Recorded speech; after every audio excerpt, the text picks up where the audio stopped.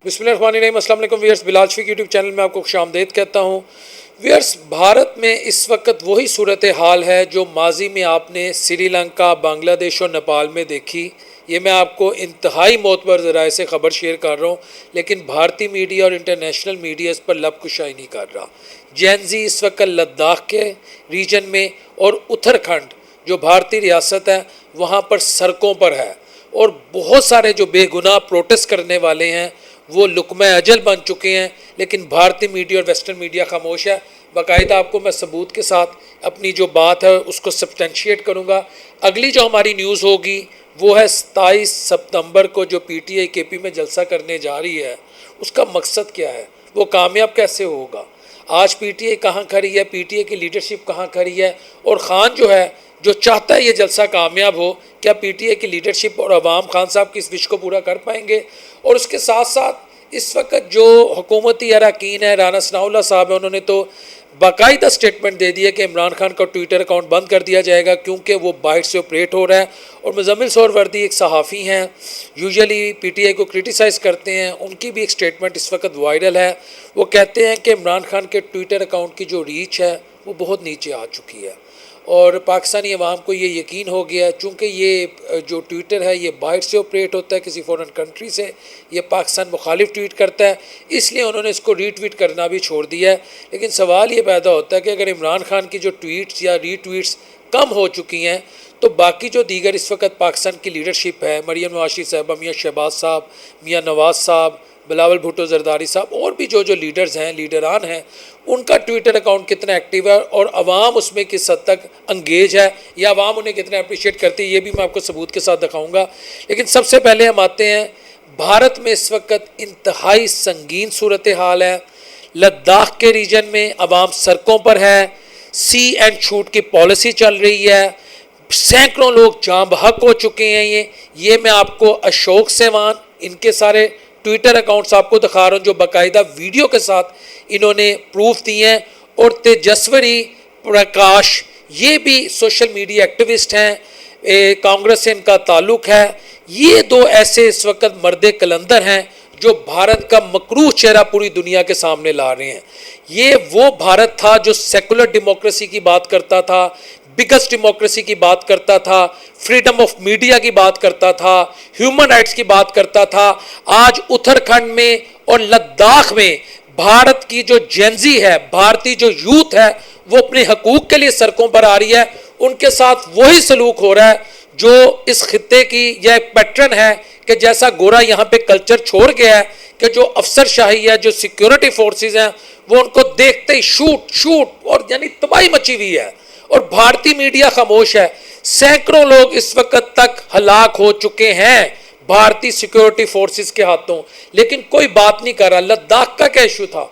लद्दाख का इशू ये है कि जिस वक्त आपको याद होगा 2019 में इमरान खान साहब के दौर में जब कश्मीर की, जम्मू एंड कश्मीर की, जिसे हम इंडियन ऑक्यूपाइड कश्मीर कहते हैं, उसकी ऑटोनॉमी को भारत ने स्क्रैप किया था, तो लद्दाख और कश्मीर को अलहदा-अलहदा कर दिया था। इन द पास्ट या माजी में लद्दाख कश्मीर के साथ था।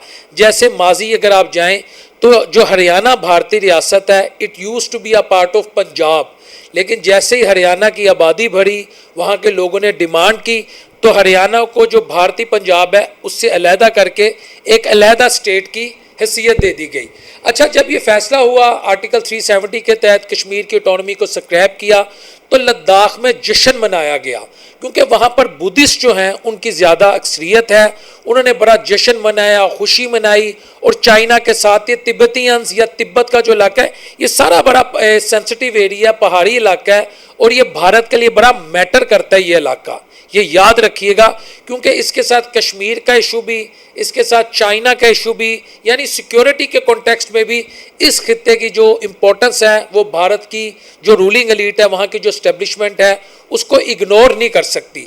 लेकिन जैसे कश्मीर से लद्दाख को अलहदा कर दिया गया तो यहाँ की अवाम ने खुशी मनाई, उन्होंने नरेंद्र मोदी को वोट्स भी दिए, जो दोबारा नरेंद्र मोदी जो कि इनका जो गवर्नमेंट स्ट्रक्चर है या इनकी जो हुकूमत है इस दफ़ा अलायंस में आई है, इत्तेहादियों के साथ आई है। माजी में ऐसा नहीं था, पिछली 2 मरतबा नरेंद्र मोदी اتنی میجورٹی لے گئے تھے, یعنی سنگل میجورٹی ان کی اتنی تھی, ان کی اکیلی پارٹی کی, کہ ان کو کسی کی مدد کی یا اسسٹنس کی یا کسی کے ساتھ الائنس بنانے کی ضرورت نہیں تھی.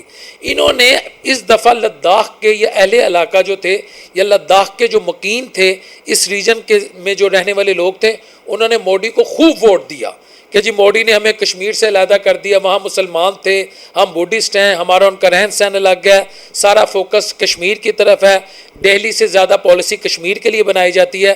جیسے ہمارا جو ساؤتھ پنجاب ہے وہ اکثر یہ شکوہ کرتا نظر آتا ہے کہ جی اصل جو ہے ساؤتھ پنجاب جو ہے اس کا بجٹ, وہاں کے ترقیاتی سارے معاملات اور اس پہ جتنا فوکس ہونا چاہیے اس پر ہونے کی بجائے جو نارتھ پنجاب ہے وہ زیادہ کنزیوم کر جاتا ہے.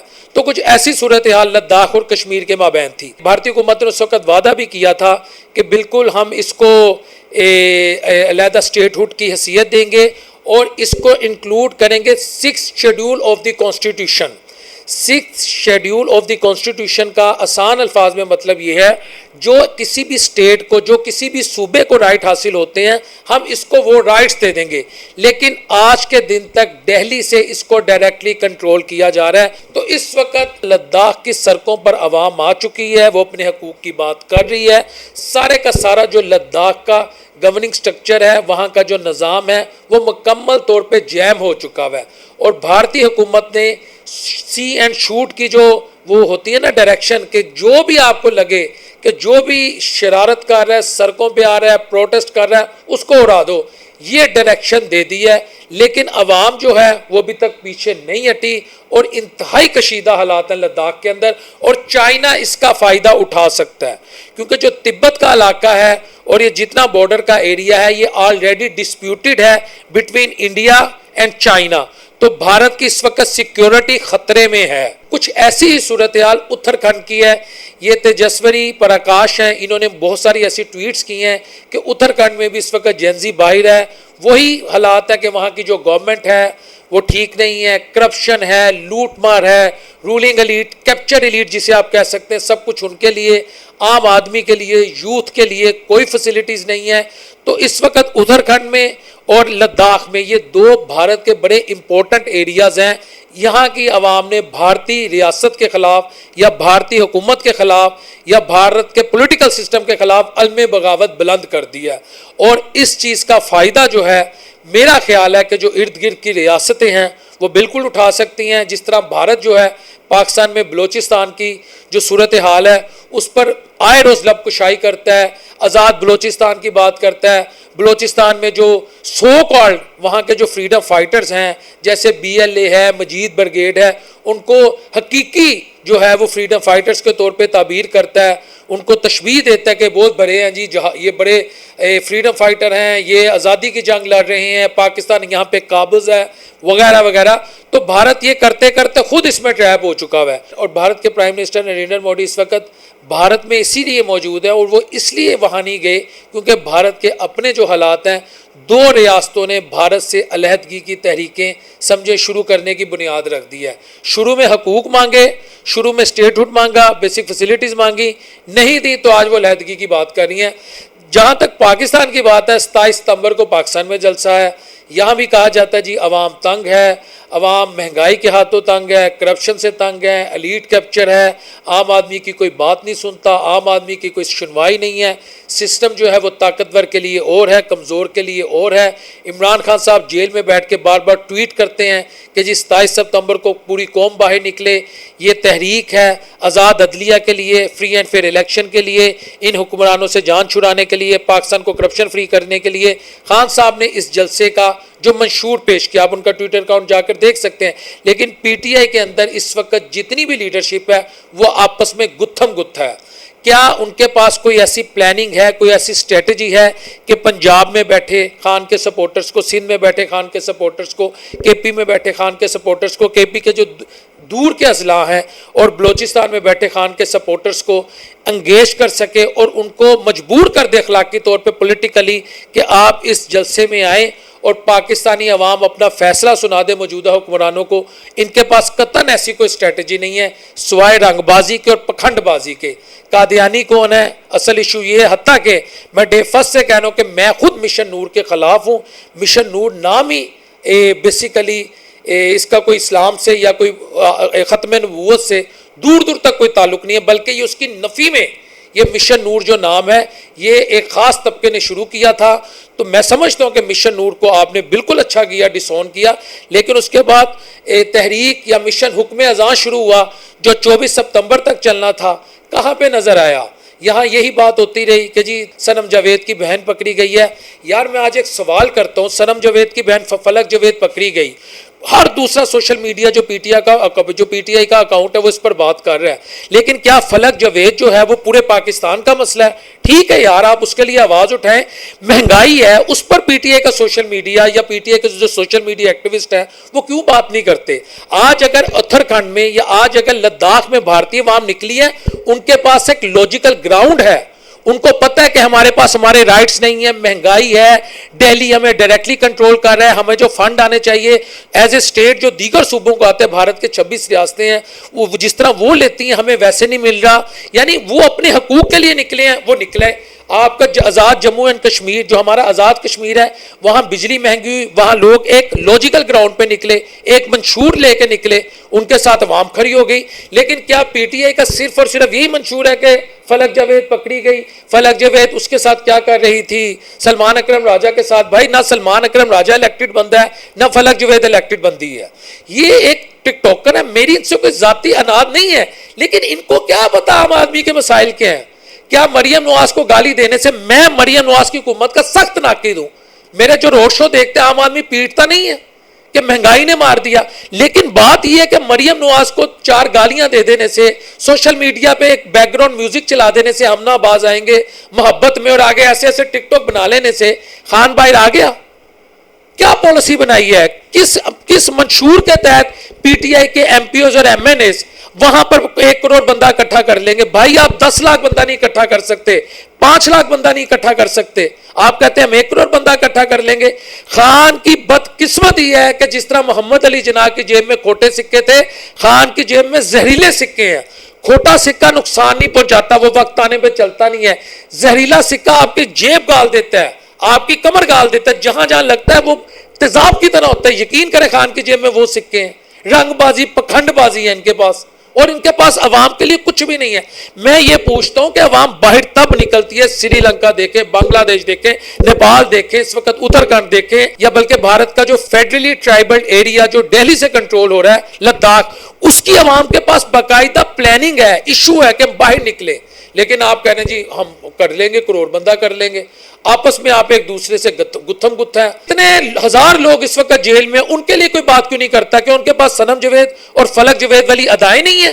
پی ٹی آئی کی مائیں، بہنیں، بیٹیاں، سینکڑوں لوگ، ڈاکٹرز، انجینئرز سب اندر ہیں.